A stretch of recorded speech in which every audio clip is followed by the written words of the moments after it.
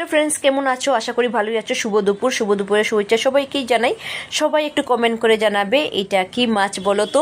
অনেকে কিন্তু এই মাছটা চিনে না, আবার অনেকেই চিনে। ওইটার নাম হলো পমফ্রেট মাছ। এটা শিলচরে একটু কমই পাওয়া যায়, আমাদের এখানে একদমই কম পাওয়া যায়, মানে একদম পাওয়া যায় না।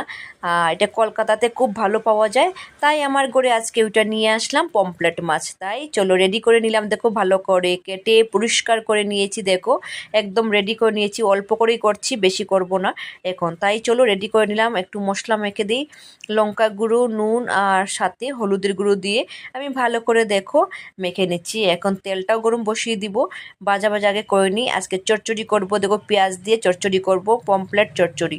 তাই ভালো করে দেখো মশলাগুলো মাখিয়ে দিলাম। হাতটাও কেটে গেছে আমার, এই মাছ পরিষ্কার করতে করতে কাটতে আমার আঙুলটাও কেটে গেছে, তাই একটু হালকাভাবেই লাগাচ্ছি। তেলটা গরম বসিয়ে দিয়েছি, এই যে দেখো তেলটা গরম আমার হয়েই গেছে। আর সাথে পেঁয়াজ বাটা তো লাগবেই। এই যে দেখো পেঁয়াজ বাটা করে নিলাম আমি, পেঁয়াজটা পেস্ট করে নিয়েছি, একদম মিহি পেস্ট করেছি। আর সাথে তেলটাও গরম হয়ে গেছে, চলো মাছটা ভেজে নিই এখন। এই যে দেখো তেলে দিয়ে দিলাম মাছ, একটা দুটা করেই করছি, একসাথে সব দেবো না, সব মাছ ভেঙে যাবে, তাই দুটা তিনটা করেই করব।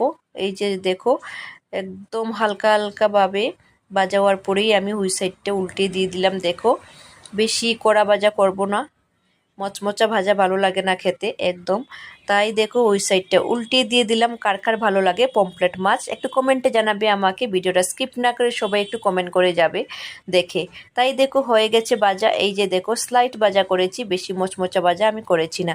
তাই অনেকগুলো দেখো ভাজা করে উঠিয়ে রেখে দিয়েছি। এখানে দেখো সব সাজিয়ে রেখেছি, দেখো ভাজাটা হয়ে গেছে আমার। এই তেলের মধ্যেই আমি দিয়ে দিলাম পেঁয়াজ বাটা, অল্প তেল আমি অ্যাড করেছি। এই যে দেখো আর সাথে দিয়ে দিলাম পেঁয়াজ বাটা দিয়ে ভালো করে নাড়াচাড়া করে এই যে দেখো এখন দিয়ে দিচ্ছি আমি হলুদের গুঁড়ো।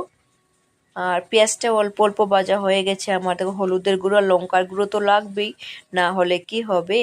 তাই একটু লঙ্কা গুঁড়োটা আজকে একটু বেশি দিয়ে দিচ্ছি, একটু জাল করব। আর সাথে নুন দিয়েছি দেখো, তাই একটু মিক্সড করে নিই ভালো করে মিক্সড করে ভাজা হয়েই গেলেই আমি অল্প জল দিয়ে দেবো ঝুলের জন্য। এই যে দেখো মশলাটা ভাজা হয়ে গেছে আমার, খুবই ভালো লাগে এইটা। এই মাছটা ভাজাও পেঁয়াজ দিয়ে খেতে খুবই টেস্টি লাগে, একদম পেঁয়াজ কুচি করে কেটে ওইটা মাছ ভাজাটা খুব টেস্টি লাগে। তাই আমি অল্প জল দিয়ে দিয়েছি দেখো ঝুলের জন্য। সাথে তো ধনেপাতাই লাগবে। এই যে দেখো কাঁচা লঙ্কা আর ধনেপাতা আমি একসাথে দিয়ে দিলাম। ধনেপাতা কাঁচা লঙ্কা না দিলে সেন্টটা ভালো আসে না, সব পেঁয়াজ চচ্চড়ি করলেই একটু ধনেপাতা দিলে ভালো লাগে। তাই দেখো মশলাটা ভালো করে ভাজাও হয়ে গেছে। আর